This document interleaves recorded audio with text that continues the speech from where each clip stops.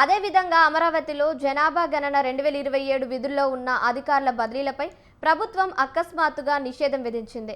House listing, house census ప్రక్రియ వేగవంతం చేయడానికి కేంద్ర హోంశాఖ ఈ నిర్ణయం తీసుకుందా? దీనికి సంబంధించిన పూర్తి వివరాలు ఏంటి అనే దానిపై మరిన్ని అప్డేట్స్ మా ప్రతినిధి శ్రీనివాస్ లైవ్ ద్వారా అందిస్తారు. చెప్పండి శ్రీనివాస్.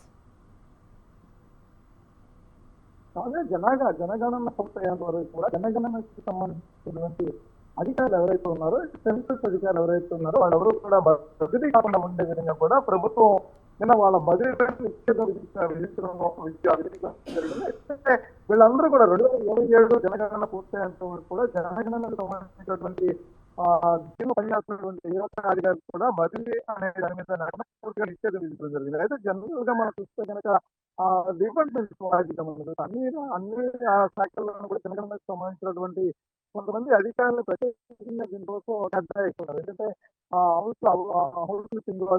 హౌస్ ఎంక్వైరీకి సంబంధించిన అంశాల్లో ప్రతి బిఎల్ఓ బూత్ లెవెల్ స్థాయి నుంచి కూడా నుంచి మున్సిపల్ రైతు నుంచి వివిధ డిపార్ట్మెంట్స్ కూడా చాలా మంది అధికారులని దీనికోసం నియమించేటువంటి అవకాశం ఉంది. అయితే నియమించినటువంటి అధికారులందరూ కూడా జనరల్ గా జూన్ వచ్చినా, లేదంటే ఎవ్రీ ఇయర్ జూన్ మాసం వచ్చిన, ఆగస్ట్ మాసం వచ్చిన ఈ జనరల్ ట్రాన్స్పోర్ట్, మ్యూనిసిపల్ ట్రాన్స్పోర్ట్ ఇలాంటి అవకాశాలు ఎక్కువ ఉంటూ ఉంటాయి. ఇప్పుడు చాలా మంది అధికారులు జనరల్ ట్రాన్స్పోర్ట్ అంటే జనరల్ ట్రాన్స్పోర్ట్ కోసం ఎదురు చూస్తూ ఉంటారు. అదేవిధంగా మ్యూచువల్ ట్రాన్స్పోర్ట్ కూడా కొంతమంది సెక్షన్ వెళ్ళిపోయేటువంటి అవకాశం ఉంటుంది. అయితే దీనికి ఇలా వెళ్ళడం వల్ల ఇప్పుడు ప్రభుత్వం జనగణన అనే దాని మీద పెద్ద ఎత్తున ప్రక్రియని ప్రక్రియను తీసుకుని, అంతేకాకుండా కేంద్ర ప్రభుత్వం జనగణన అన్ని రాష్ట్రాలకు త్వరగా జనగణన పూర్తి చేసి నివేదికలు సబ్మిట్ చేయాలని ఉండకనే సందర్భాల్లో చెప్పడం జరిగింది. అయితే ప్రతి రాష్ట్రం కూడా ఎంత త్వరగా జనగణన పూర్తి చేయాలంటున్నారు. పక్క నుంచి బైబల్ చేస్తున్నారు delimitation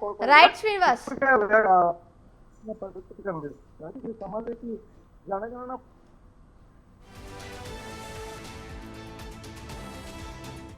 Thank you, Srinivas. Thank you for the updates.